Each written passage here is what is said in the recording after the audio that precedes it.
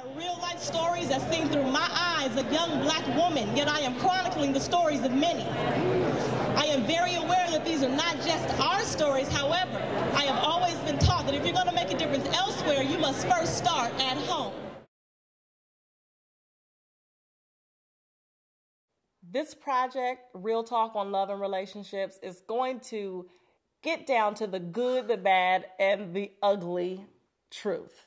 I want us to talk about it as raw as it really happens, because far too often we are mystified about what's really going on. Especially when there are men, and in single women in particular, there is this sort of maybe unwritten or unsaid kind of competition thing that goes on, and it doesn't necessarily have to be an unfriendly competition. I think, competition is what makes us all better. If we weren't competing to be better in life with whoever, I mean, then where would we all be, really? Just content? I'm not okay with contentment, personally. I don't mind the competition, but I don't want a few.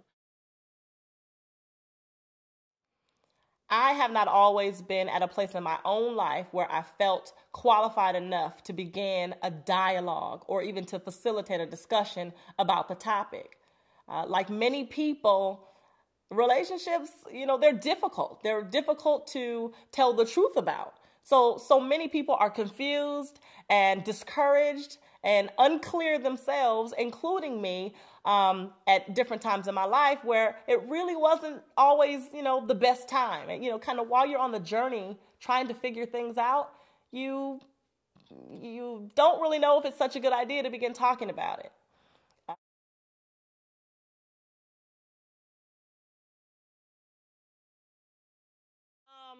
Some of the questions are a little more serious, but the issues that are affecting us, our community in particular, as it relates to love and relationship, clearly, this is one of the areas we have some differences on, and this is affecting our futures. Now, if we do not think that we can be in a committed relationship without involving somebody else, we got real big problems. If both men and women don't think that's possible, that we can connect like that for the rest of our lives, what is marriage?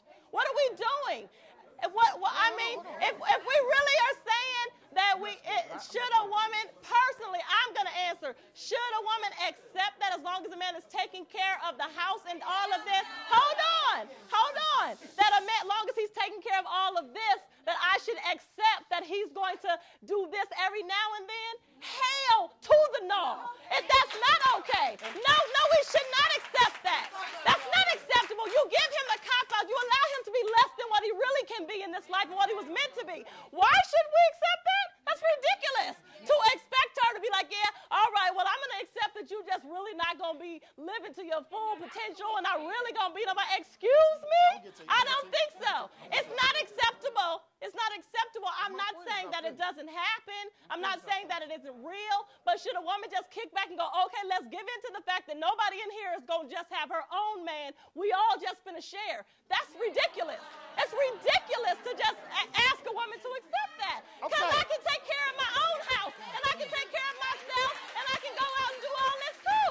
That's ridiculous. It's important in 2008 to begin talking about this as young people, because we are progressive and we are proactive, and we don't have to sit around and let people speak for us or put us into a box. We have our own voices. Things are important to us, but we get labeled as not really caring all that much.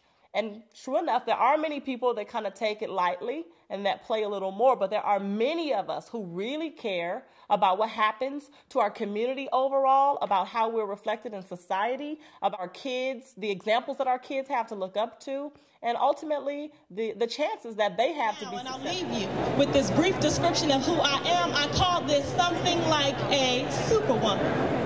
I am something like a superwoman. I am a beloved wife, and I have been chosen to be mother of 2 beautiful babies as well as a stepmother. I am a friend, a soror, and a sister. I am something like a superwoman. A national best-selling author, a very passionate motivational speaker, and an entrepreneur. I am something like a superwoman. Educated, an independent thinker, creative, and successful in my endeavors. I am something like a superwoman. I am a hard worker, dedicated to making positive changes, a natural-born leader, and active in my community. I am a breast cancer survivor, blessed and highly favored, and I, like many of you, am something something like a superwoman. I appreciate you for listening. My name is NaKisha Crawford, and I invite you to visit my website at SoGoodItHurts.com. I encourage you to grow through the pain, choose the right fight, for love is waiting on the other side. Thank you. Real talk is what it is, even if it's wrong. Real talk is what you tell yourself when you lay down to go to sleep at night. Real talk.